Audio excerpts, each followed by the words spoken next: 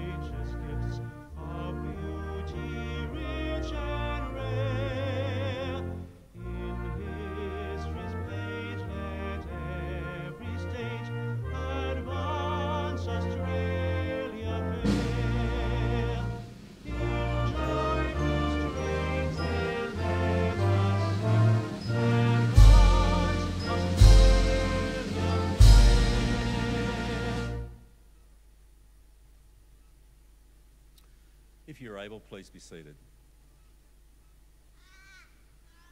The Australian War Memorial was the vision of Charles Bean, Australia's first World War official historian. Bean landed with the Australian troops on Gallipoli and stayed with them at the front through to the end of the war. The idea of this national memorial and museum came to him at Pozières, France, in the depths of the bloody fighting of 1916. Bean's idea was that this would be a place where families and friends could mourn loved ones buried in faraway places. It would also be a place that could help all Australians understand what these men and women had endured and what they had done for us. Bean's vision, to which we remain true, is best expressed as inscribed in the entrance to the memorial's galleries. Here is their spirit, in the heart of the land they loved, and here we guard the record which they themselves made. Tonight we'll read the story behind just one of those on the Roll of Honour, which lists the names of more than 102,000 men and women who have given their lives for us in war and operations for more than a century. But first we present a lament, Flowers of the Forest. Wreaths and floral tributes will now be laid at the base of the pool of reflection.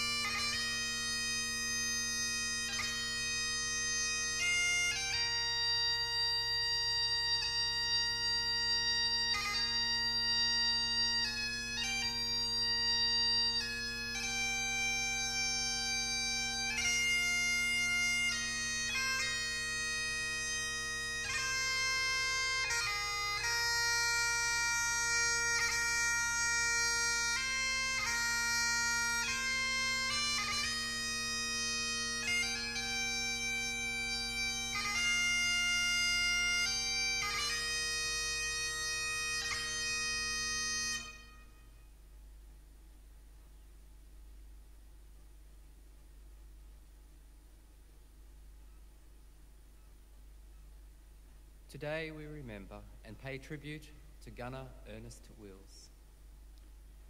Ernest John Wills was born in 1882 to Robert and Susanna Wills of Ballarat.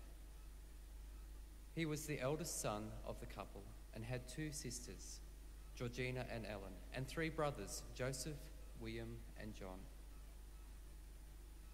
After attending Golden Point State School in Ballarat, Wills travelled to Kalgoorlie in Western Australia and took up gold mining.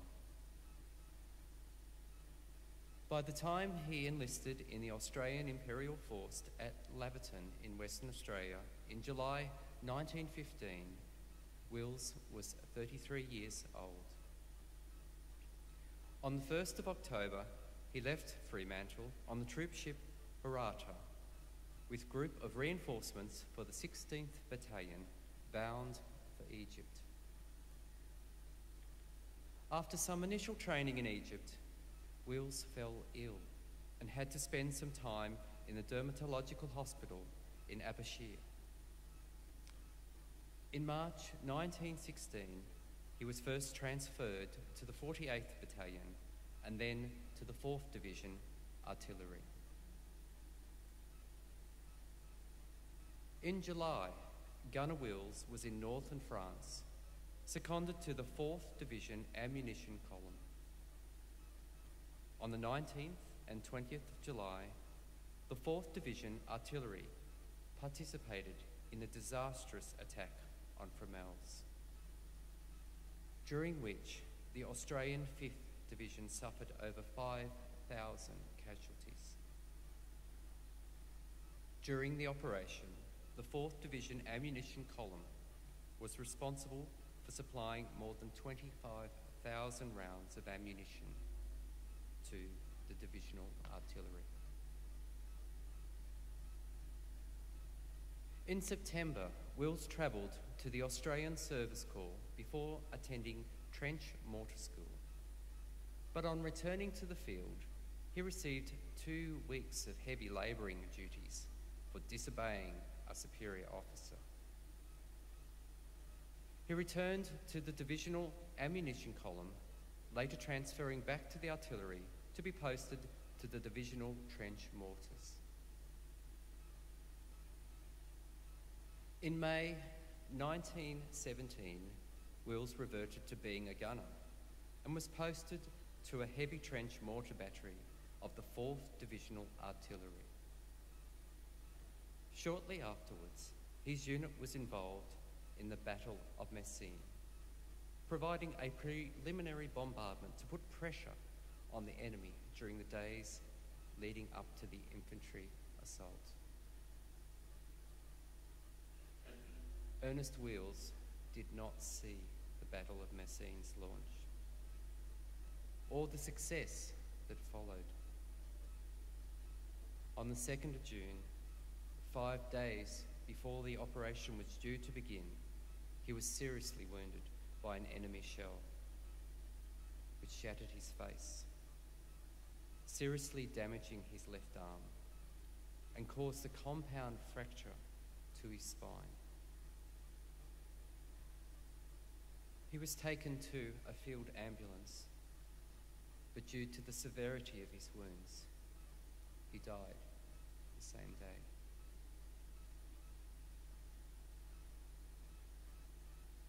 He was buried at the nearby Pont des Achelles military cemetery in Nepi, France, where he lies today. He was 34 years old.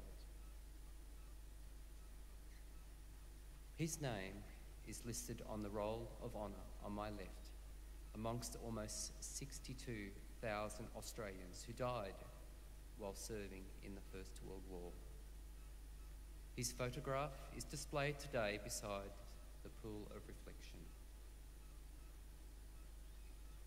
This is but one of many stories of service and sacrifice told here at the Australian War Memorial.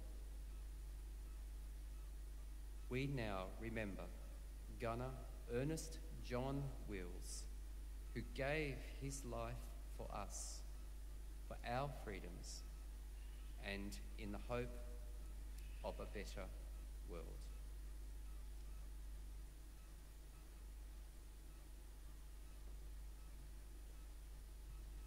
Please stand for the reading of the ode and the sounding of the last post.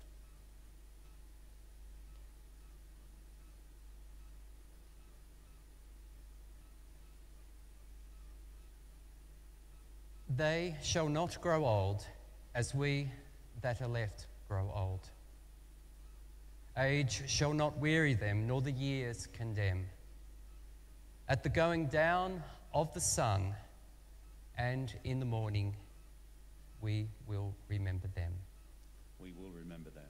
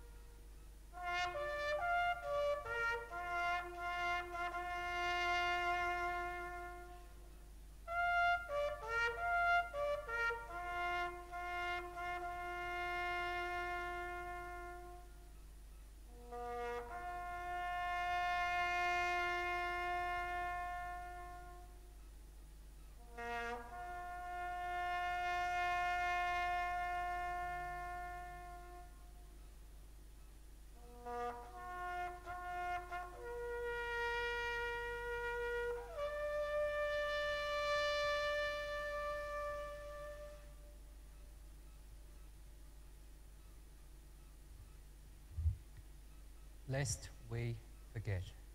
Lest we forget.